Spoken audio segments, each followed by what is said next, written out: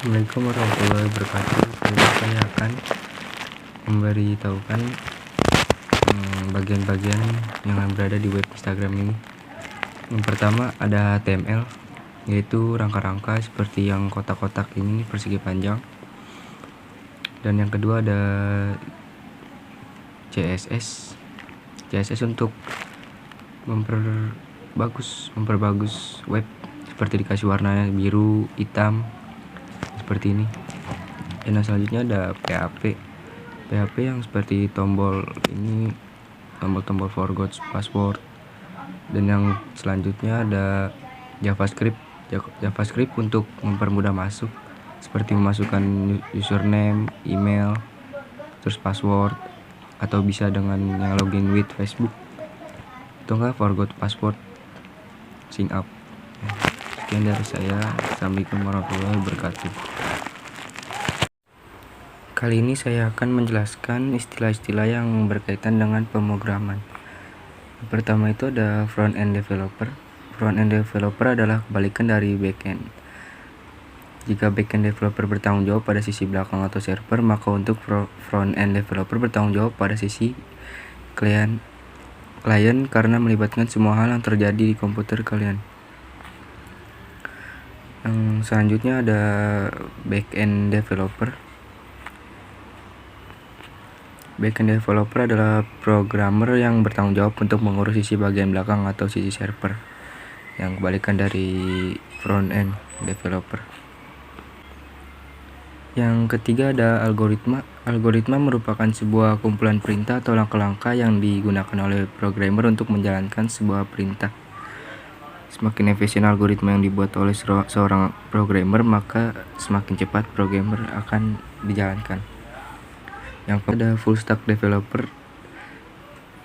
Full stack developer dalam bekerja di zona abu-abu, di mana dapat kerja lintas fungsional pada dua teknologi yang berbeda, yaitu front end dan back end. Dan full stack developer menawarkan sebuah paket yang lengkap. Dan yang selanjutnya ada bug. Yang kelima, bug bisa disebut sebagai sebuah program cacat atau kesalahan dalam kode, sehingga menyebabkan tampilan grafis, karakter sistem, dan lainnya membuat sebuah website atau program tidak bekerja seperti seharusnya. Dengan adanya bug dapat menimbulkan celah bagi para hacker untuk memanipulasi atau sengaja menjebol keamanan sistem tersebut yang dapat merugikan developer. Selanjutnya ada debugger atau pengwakutu. Debugger adalah program komputer yang digunakan untuk menguji dan pewakutuan program lainnya atau program target.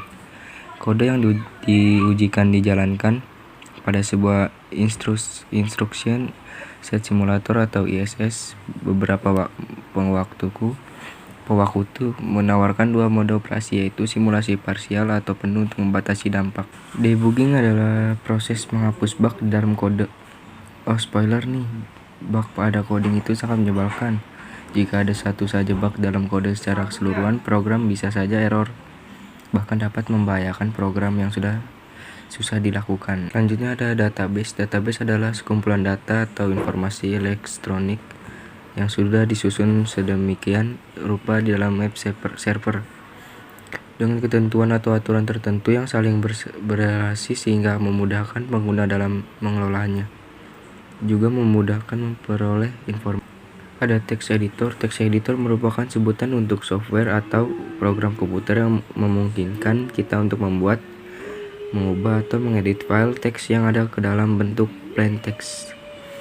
Ya, selanjutnya saya akan ada UI atau user interface. UI atau user interface merupakan sebuah bentuk tampilan grafis dibuat sedemikian rupa yang berhubungan langsung dengan pengguna dan berfungsi sebagai penghubung antara pengguna dengan sistem operasi, sehingga aplikasi atau program yang dapat beroperasi sebagaimana mestinya. Selanjutnya ada UX, user experience. User experience merupakan sebuah proses meningkatkan kepuasan pengguna atau pengguna aplikasi pengunjung website dalam peningkatan kegunaan dan kesenangan yang diberikan dalam interaksi antara pengguna dan produk. Ada framework. Selanjutnya saya akan menjelaskan. Framework kerangka kerja adalah istilah yang sering muncul dalam dunia developer. Istilah tersebut memiliki fungsi yang sangat besar bagi pengembangan kode program secara sistematis. Keuntungan lain adalah untuk mengembangkan perangkat lunak dengan penyusunan kode secara struktur dan konsisten. Selanjutnya, web designer. Web designer adalah orang yang memiliki keahlian menciptakan konten presentasi atau biasanya hypertext atau hypermedia yang dikirimkan ke pengguna akhir melalui World Wide Web menggunakan web browser atau perangkat lunak web enabled lain seperti televisi, internet, microblogging, RSS dan lain-lain. Selanjutnya ada web developer. Saya akan menjelaskan. Web developer adalah pengembang web yang bekerja untuk merancang, membuat, dan memelihara situs web dan aplikasi web. Jadi bisa diartikan pengembang web adalah seseorang yang berhubungan dengan pembuatan suatu website.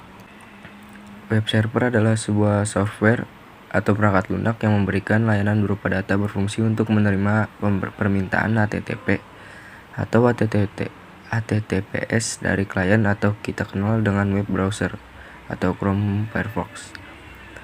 Selanjutnya ia akan mengirimkan respon atas permintaan tersebut kepada klien dalam bentuk halaman web. Itu saja yang saya jelaskan tentang istilah-istilah yang berkaitan dengan pemrograman